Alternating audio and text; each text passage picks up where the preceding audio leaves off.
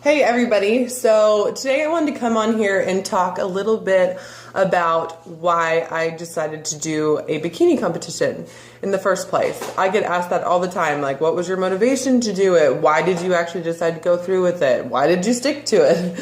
All kinds of stuff. And it definitely goes farther on or farther beyond the fact that I'm a personal trainer. I wanted to do it for so many more reasons other than just being into fitness and all that kind of stuff. So a little bit about the reason why I decided to actually go ahead and go through with it. It was something that I had thought about for a really long time because I did always like the idea of, pushing my body to those limits and really seeing what it could do for the first time if I really stuck to a program 110%.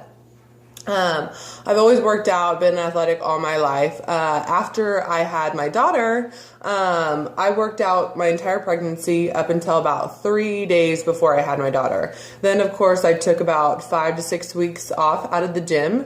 And when I stepped back in the gym after that 5 to 6 weeks, I could not believe how out of shape I felt. I kind of walked in thinking, oh, it's really not going to be that bad. I worked out my entire pregnancy. No big deal.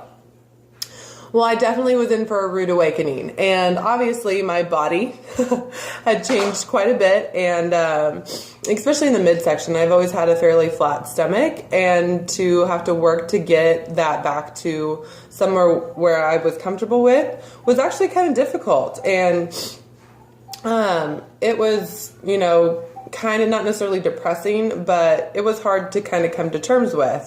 So, anyway, I lost the baby weight. I gained about 35 pounds during my pregnancy, but pretty much 22 of it just literally fell right off in a couple weeks. So I had about 12 to 15 pounds I had to lose that really wasn't a part of the pregnancy, I guess just in fat gain.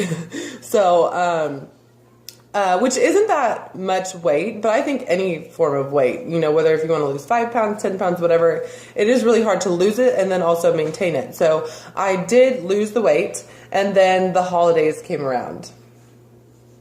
And that was a whole different story.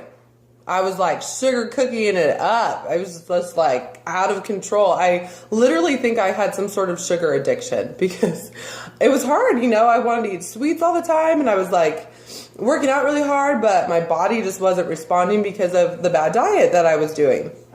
And so I had gained the 15 pounds back, and then I just wasn't happy. I was tired from eating like crap, and it was just not where I wanted to be. I didn't feel good. I didn't like the way I looked. And this was the first time that I had really been like uncomfortable with what I saw in the mirror. So I thought doing a competition would be the perfect thing for me to actually get my shit back together. So I decided to commit to prepping for a competition in January. I did my first show in May, which I ended up winning. So that was really cool.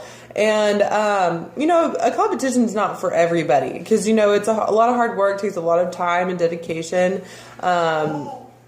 And the thing is, though, when you commit to something like that, holding yourself accountable when you know that you're going to be on the stage in front of everybody in a bikini that's looking rocking, you don't want to be the only one out there that's like, blah. So obviously, when you commit to something like that,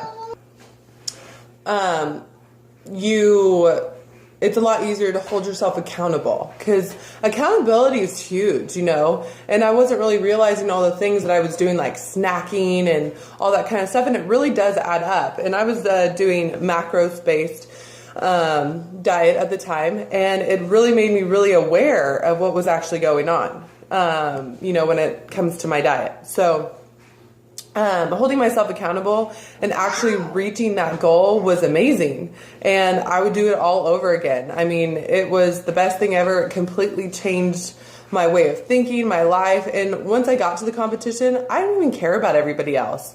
I was just super happy just to know the fact that I made it through that entire prep.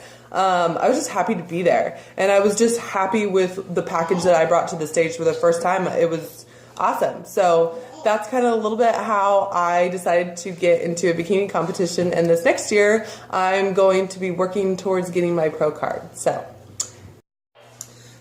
So I'm really excited to see what 2017 is going to bring my way. I've got a bunch of things coming out, a lot of things coming up with my fitness business, and I'm really excited to get those things kicked off. But the ultimate thing you need to remember is that, one, accountability is huge, and it does take time. I mean, you can't just expect for everything just to fall off in a month. I mean, say if you have 20 pounds you need to lose. You need to think about how long it took you to actually attain that extra 20 pounds, and then at least give yourself that time to take it off.